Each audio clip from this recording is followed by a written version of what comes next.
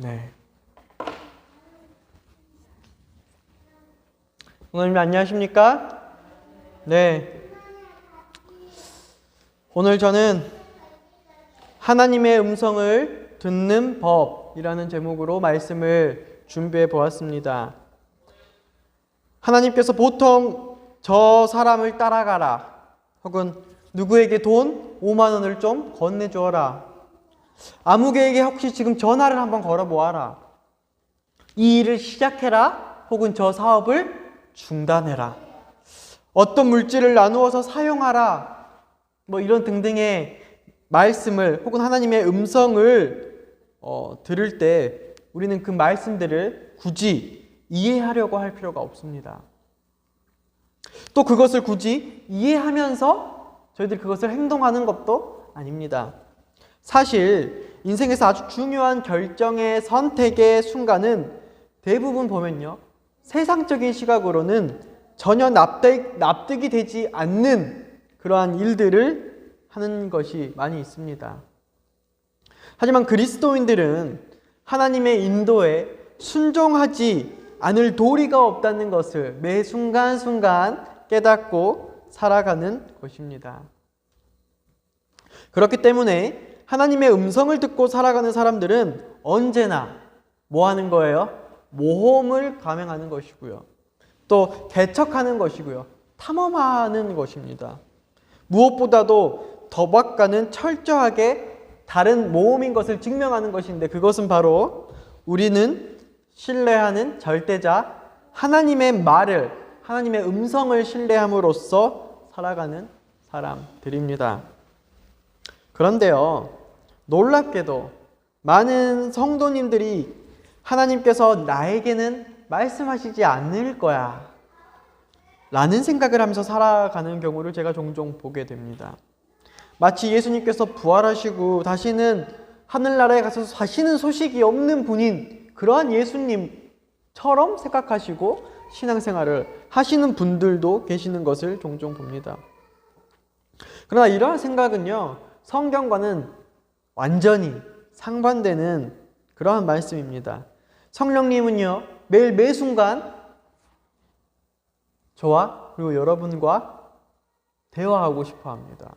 또요, 저의 그리고 여러분들의 이야기를 듣고 예수 그리스도를 통해서 또 하나님께 전달하고 싶어 합니다. 성령님은 매 순간 우리와 대화하고 싶어 하시고 또 대화할 준비가 되어 있으십니다. 또 성경에 근거하는 기본 교리가 증거하는, 정리하는 성령님은요, 그리스도를 따르는 그들을 인도하고 또 그들을 꾸짖기도 하시고 그들에게 회개하는 심령을 주시기도 하시고 또 그들에게 위로하시고 확신을 주시기도 하시며 또 때로는 내 마음을 안심시켜주는 그러한 분이 성령님이세요.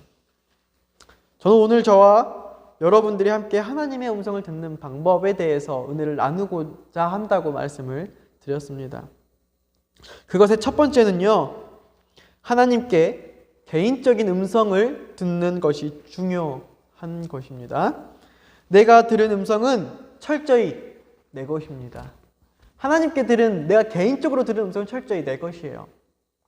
내가 들은 음성이 우리 박혜숙 집사님 거가 아니에요. 우리 허재희 장로님께 아닙니다. 이것을 일반화하거나 다른 사람들에게 적용하려고 하면요, 하나님의 영광이 그 빛을 가리우게 되는 실수를 할 수도 있습니다. 사람이 일단 그리스도께 자신의 인생을 드리고 나면은 그의 삶은 예전과 같습니까? 예전과 다르죠. 그의 인생은 더 이상 눈에 보이거나 귀에 들리거나 감정적으로 느껴지거나 혹은 인간의 논리로 이해할 수 있는 영역으로만 이루어지지 않습니다. 믿음으로 행하는 것이 더해지고 있기 때문입니다. 이것은 성령님의 기적적인 사역에 마음을 여는 것을 의미합니다. 그래서 바울이 이렇게 말하는데, 로마서 8장 9절입니다. 만일 너희 속에 하나님의 영이 거하시면 너희가 육신에 있지 아니하고 영에 거하나 누구든지 그리스도의 영이 없으면 그리스도의 사람이 아니니라. 로마서 8장 9절 말씀입니다. 또한 바울은 성령을 힘입어서 살고 또 성령의 인도하심을 따라서 살고 또 성령을 더불어서 살라고 갈라디아서 5장에서 말씀하고 계십니다. 고로 하나님께 뭔가를 아래에 있는 기도를 한다는 것은요, 정말 큰 영광이 아닐 수 없습니다. 우리는 어느 세상에 속한 어느 중개자를 찾을 필요도 없고 따를 필요도 없습니다. 왜냐하면 히브리서 4장 16절 말씀처럼 그저 담대하게 저희들이 은혜의 보좌로 나아가서 주시는 긍휼하심과 때를 따라 돕는 은혜를 받으면 되기 때문입니다. 하지만 묘하게도 우리는 대부분의 기도 시간을 하나님께 말씀을 드리는 시간으로 생각할 뿐 하나님의 말씀을 들으려고 하지는 않는 것 같습니다. 혹시 하나님도 내게 할 말이 있지 않을까? 이런 듣는 시간을, 하나님의 말씀을 듣는 시간이 굉장히 드물어요. 여러분들도 그렇겠지만 저 역시도 그러한 제 자신을 발견하게 됩니다. 우리가 서로의 관계를 누리는 거라면, 그렇죠? 우리와 하나님, 나와 하나님의 서로의 관계를 저희들이 누리는 거라면 저만 말하면 안 돼요. 누구도 말해야 돼요? 하나님도 분명히 말을 하신다는 것입니다. 두 번째로 하나님께서 고요한 가운데서 듣는 것이 중요합니다. 첫 번째로는 제가 개인적으로 듣는 것이 중요하다고 했습니다. 두 번째로는 고요한 가운데서 듣는 것이 중요합니다. 시편 46편 10절은 다음과 같이 말합니다. 너희는 가만히 있어 내가 하나님 됨을 알지어다. 예수님은 엄청나게 분주한 삶을 사셨음에도 불구하고 하나님 앞에서 잠잠히 있는 훈련을 하셨습니다. 예수님이 가시는 곳마다 수많은 무리가 따랐습니까? 네. 수많은 무리가 따라서요. 예수님이 피곤하시고 아마 그분의 개인적인 시간을 가질 여유가 없었을 수도 있었습니다. 그런데요, 그때마다 그분은 말씀을 가르치시고 치유하시고 아주 피곤한 몸 상태로 분주하신 상태에도 불구하고 반드시 구분하고 구별한 시간이 있었는데 그 시간이 언제일까요? 예수님께서는 그럼에도 불구하고 오히려 그렇기 때문에 혼자 할 기도 시간을 가지셨습니다. 마가복음 1장 35절에 보면 그것을 저희들이 알 수 있어요. 새벽 아직도 밝기 전에 예수께서 일어나 나가 어디로 가서요? 한적한 곳으로 가사 거기서 기도하시더니 신성을 가지고 오신 예수님께서, 그렇죠? 물론 육신의 몸으로 오셨지만 신성의 속성을 가지고 계신 예수님께서 조차도 새벽에 일어나셔서 아버지 하나님과 대화하는 시간, 기도하는 시간을 가졌습니다. 특별히 아버지의 말씀을 듣는 시간을 갖는데요. 예수님의 모본을 따르는 저희가 아버지의 음성을 듣는 일을 나몰라라 하는 것은 잘못되어도 크게 잘못된 일일 것입니다. 제가 하도 여러 번 말씀드려서 아실 것인데 또 날마다 또 새로운 삶을 사시는 우리 여러분들을 위해서 다시 한번 말씀드리면, 제가 왜 아들 이름을 새벽이라고 지었는지 제가 아마 여러 번 말한 것 같아요. 아마 지겹도록 말한 것 같은데, 그래도 다시 말하면 제가 아들을 부르면서 그 아들의 이름대로 아들에게 뭔가를 기대하기보다는 그 아들의 이름을 부르면서 아들의 아버지로서 나의 변화를 조금 이렇게 상기하기 위해서 제가 새벽에 하나님을 찾는 시간이 늘 원하지만 자꾸 넘어지는 제 자신을 알기 때문에 제가 너무 부족함을 압니다. 그러나 제가 정말 하나님께 반드시 기도하는 것은 조금 갈수록 저는 반드시 새벽을 찾는 목회자가 되어야 된다라는 것인데요.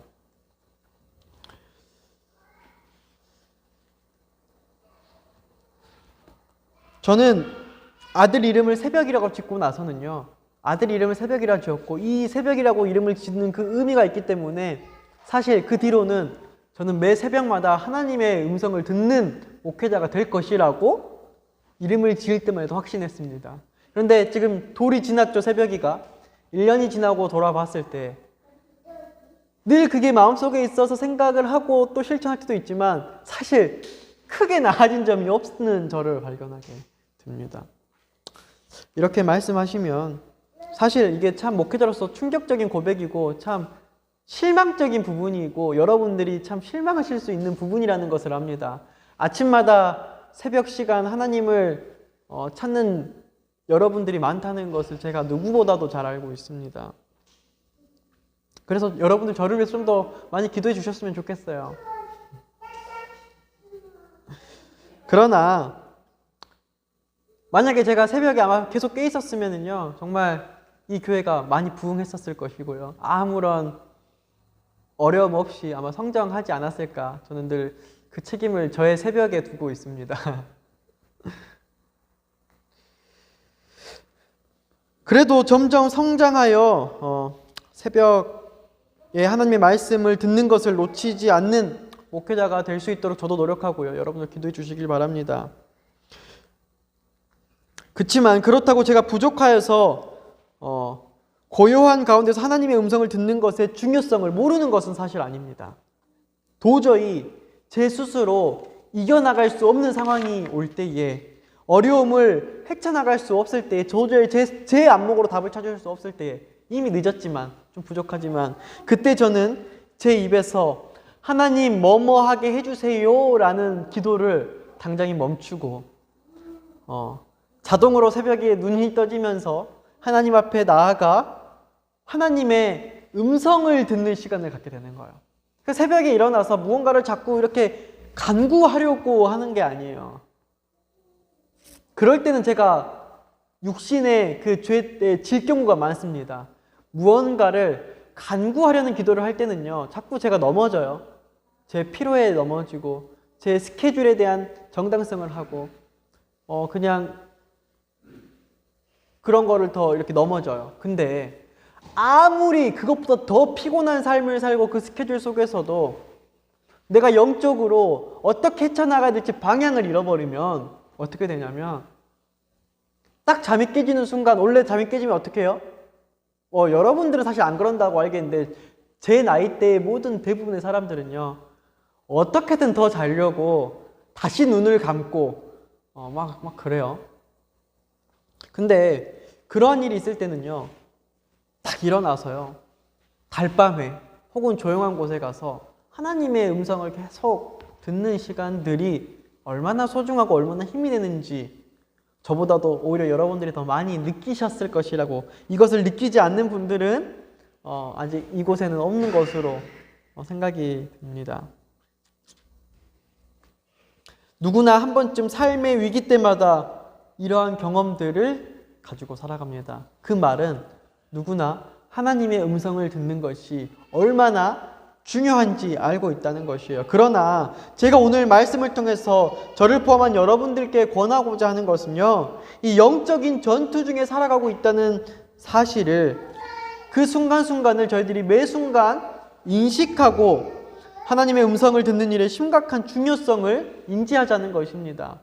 제가 새벽에 잠이 깨도 제가 영적으로 막 뭔가를 굉장히 힘들어하고 있지 않을 때 다시 자는 이유는 뭐예요? 내가 지금 영적인 전투 중에 있다는 것을 인지하는 것을 잊었기 때문이에요, 사실은. 그렇죠? 지금 뭔가 괜찮다. 안정적이다. 지금 이 정도면 잘하고 있다. 라고 할 때에 저는 그런 마음들이 생기고 다른 정당성이 생기면 어제 내가 밤 굉장히 늦게 잤잖아. 막 이런 걸로 그냥 해요. 그런데 제가 전도회를 할 때 느끼는 점이에요. 아무리 잠을 못 자고요. 아무리 내가 육체적으로 한계가 있어도요. 내가 영적으로 하나님과의 관계에서 하나님 음성을 듣지 못하면 기도를 미루지 않습니다. 또한 하나님의 음성을 듣는 것을 제가 다른 정당성으로 합리화하지 않습니다. 예수님은 혼자 고요하게 있는 시간을 무척 중요하게 생각하셨습니다.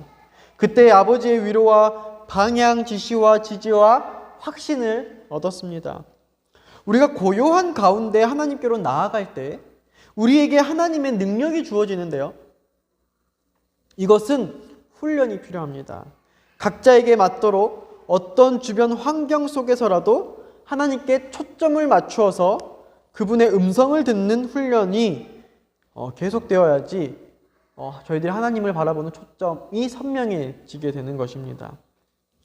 세 번째로는요, 하나님께 드리는 온당한 질문을 할 줄 알아야 합니다.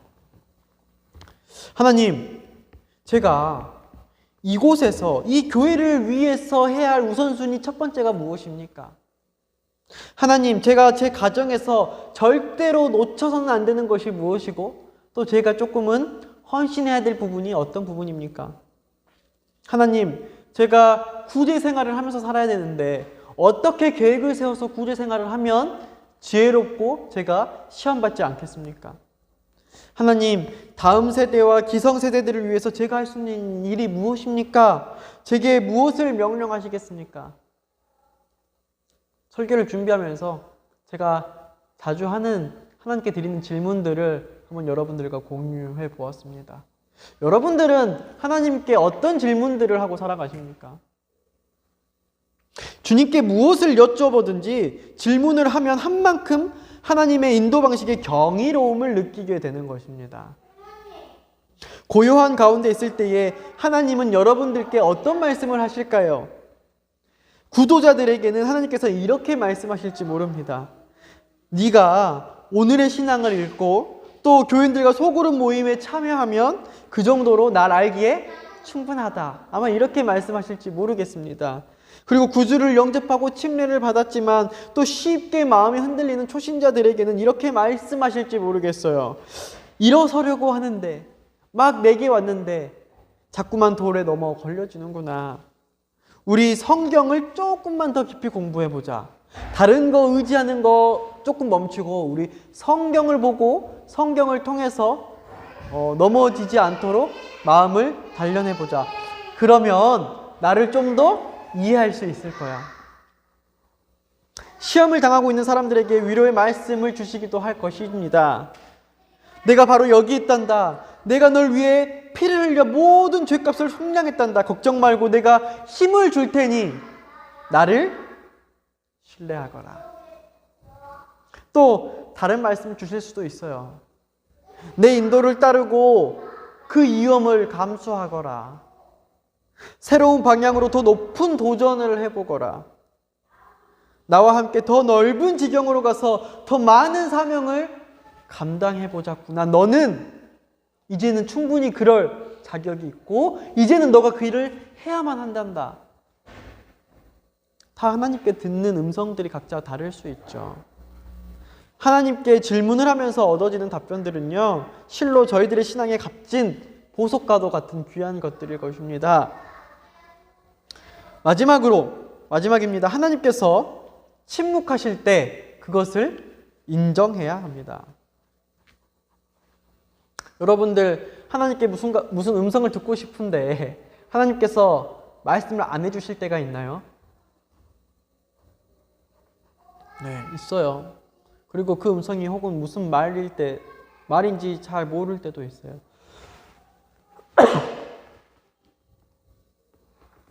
하나님께서 분명히 내게 아주 분명한 음성으로 주셔서 나를 명확하게 그분을 따를 수 있도록 신뢰할 수 있도록 정말 이거는 하나님의 말씀이다 라고 답을 기다리고 있는데 아무리 기다려도 하나님의 음성이 들려요, 안 들려요? 들리지가 않아요. 아무리 하나님의 음성을 듣고자 기도하고 때로는 금식 기도도 해보고 또 함께 전 교인들이 합심하여서 릴레이 기도도 해보고 또 저희들처럼 구호를 정해서 1년 내내 기도할 때마다 일꾼을 보내달라고 기도를 하는데 혹시 여러분들 이 기도에 대한 하나님의 음성을 들으셨습니까? 제가 연초에 이 기도 제목과 동시에 우리 1년 교회를 하나님께 서원하는 여러 가지들이 있죠. 출석 생수, 11조 목표, 또 우리 교회의 활동들 하나님께 저희들이 질문하고 물었잖아요. 그리고 하나님께 답을 달라고 했잖아요. 여러분들은 혹시 그 답을 들으셨어요? 저는 나름 답을 들었다라고 생각은 하는데요. 아직 확신이 없어서 좀 분명하게 해주고 있는데 거기에 있어서는 하나님이 조금 침묵하고 계셔요. 그래도 제가 좀 확신하는 것은 올해가 가기 전에 하나님께서 분명한 그 음성을 들려주실 것이라는 확신이 있습니다. 그래서 요즘 제가 굉장히 막 생각에 잠겨서 삽니다. 왜냐하면 윌리엄 밀러가 1843년, 42년, 41년 때 이제 곧 하나님이 오실 거라는 이제 음성으로 듣고 그때에 막 살았던 그런 기분을 제가 연말 되기 전까지 하나님께 드렸던 그 질문들의 답이 이제 벌써 10월 달 아닙니까? 11월, 10월이면 이제 올해가 끝나요. 그래서 하나님의 그 음성의 확신을 어떻게 주실지 지금 매일매일 이렇게 살고 있어요. 근데도 하나님께서 아직까지 막 주시지 않아요. 물론 이것 말고 다른 개인적인 기도는요, 더 침묵하시는 일들이 굉장히 많아요. 그럴 때는 저희들은 어떻게 해야만 합니까? 하나님께 침묵하실 때요. 고요한 곳에서 하나님의 음성을 듣기를 기다리고 있음에도 불구하고 하나님께서 철저히 침묵하실 때가 있다는 것을 저희들 감지할 때가 있죠. 이때 조급한 신앙을 가지시는 분들은요, 하나님이 계시긴 한 거야? 라는 의구심과 의심이 갑자기 막 폭풍으로 생겨나기 시작합니다. 그래서 신앙이 막 흔들려요. 그러나 사랑하는 성도 여러분들, 하나님께서 때때로 침묵하시기로 작정하셨다 하더라도 전혀 당황할 필요가 없습니다. 하나님께서는 살아계시는 존재요, 저희들의 창조주요, 저희들의 유지자요, 또 하나의 인격체를 가지신 저희들의 절대자입니다. 그저 하나님께서는 저희들의 자동응답기가 아니에요. 질문하면 대답해주는 그런 자동응답기가 아닙니다. 따라서 하나님은 하실 말씀이 있으실 때만 하십니다. 때때로 저는 제 아내에게 이렇게 질문할 때가 굉장히 많습니다. 여보, 뭐뭐에 대해서 어떻게 생각해? 여보, 이것에 대해서 나에게 뭐 좀 해줄 말 없어?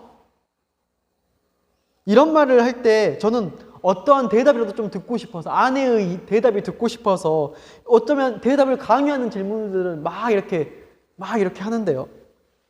그렇다고 절대로 그 대답들이 제 생각에 맞게 강제적으로 나오는 게 아닙니다. 예, 아내만 그런 건 아니에요. 여러분들 다 아시지 않습니까? 제가 직원회 때마다 막 질문을 던져요. 우리 집사님 생각은 어떠십니까? 장모님 생각은 어떠세요? 답변 주십니까? 뭐 애가 탑니다. 저는 좀 답 좀 주시지. 뭐 이렇다도 좋고 저렇다도 좋으니까 좀 생각을 말씀해 주시지. 근데 그럴 때마다 꼭 답변이 나오는 것은 아니에요. 오히려 아내는 특별히 할 말 없는데? 라고 그냥 무심코 넘겨버리면 오히려 제 답답한 마음을 놀리기라도 한 듯이 참 그럴 때가 많이 있습니다. 하지만 대부분의 아내라고 하면 말이 이상하네요. 저는 아내가 한 명밖에 없는데. 하지만 아내는 대부분 저에게 할 말이 많이 있습니다. 대부분 저에게 할 말이 많아요. 그래서 저에게 이것도 말하고 저것도 말하고 이것도 말해요. 수시로 제게 말을 많이 하지만 그런 아내도 유독 제가 질문할 때는 그것을 침묵으로 넘어갈 때가 많이 있습니다. 이곳에 남편들보다 아내분들이 조금 더 많네요. 네? 여기 계시는 우리 여자 집사님들, 이상하게 여자들은 감이 좋고 촉이 좋아요. 그거 어디서 하나님께서 주신 건가요?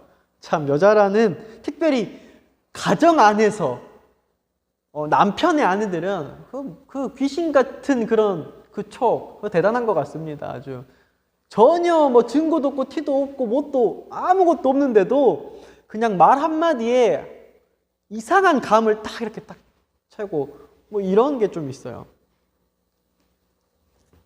대답을 해야 할 때와 하지 말아야 할 때를 아주 분명하게 잘하는 것 같습니다.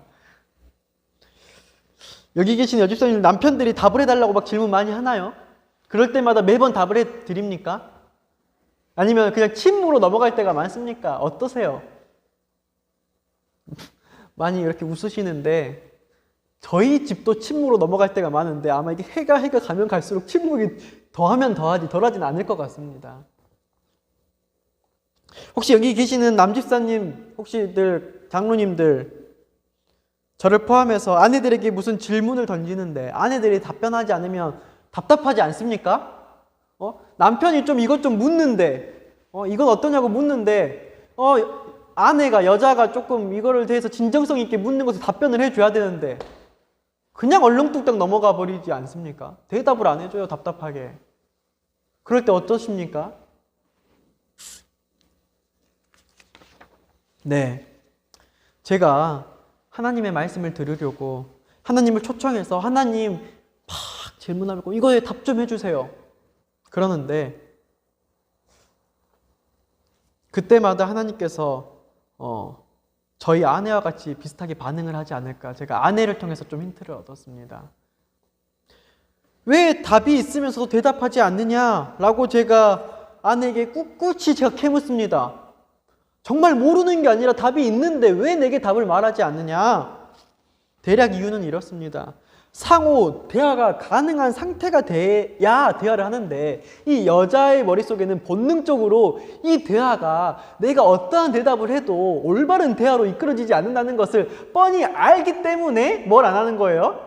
그냥 대답할 가치가 없다라고. 이렇게 말하면 또 남자들은 또 자존심이 상해요. 근데 사실은 이제 그러한 생각, 본능적인 이게 딱 직감이 있는 거예요. 그래서 아주 지혜로운 그 여인의 대답은 뭐냐면 침묵이에요. 그냥 이렇게 그냥 탁 넘어가는 것이 제일 뭐한 거예요?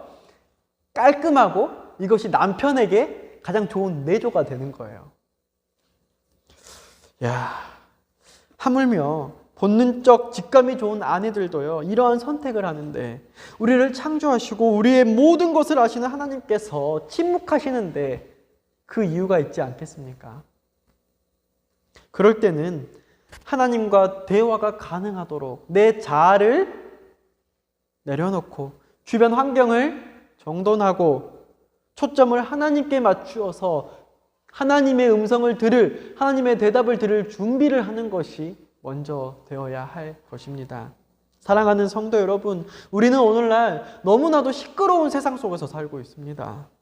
고요한 에덴 동산에서 단 하나의 잡음, 뱀의 모양으로 온 사단의 단 하나의 음성으로도 우리의 인류의 어머니인 하와가 죄에 빠져들었습니다. 크나큰 실수를 하였습니다. 그런데 그때에 비하면 오늘날에는 죄가 들어온 지 6천여 년의 시간이 더 지나서요, 정말 그때보다 온 땅의 죄가 더 심해지고 만연해지었습니다.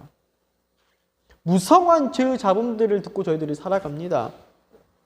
이럴 때일수록 뭐 하는 것이 중요할까요?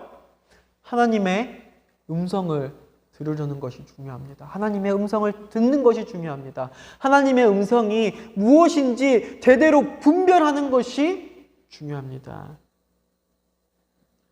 내가 오늘 듣고 있는 이 음성이 과연 진짜 하나님의 음성인가? 올바로 분별할 줄 아는 저와 여러분이 되시기를 간절히 바랍니다. 말씀을 줄이며 오늘 내용을 간단히 간추리고자 합니다.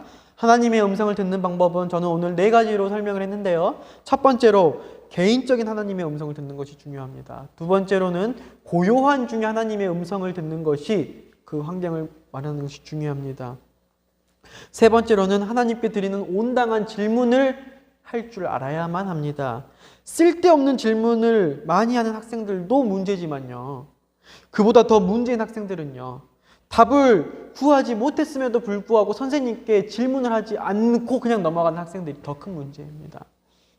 네 번째로는 하나님께서 침묵하실 때 그것을 인정하고 들을 준비를 해야만 합니다. 오늘 말씀 마치도록 하겠습니다.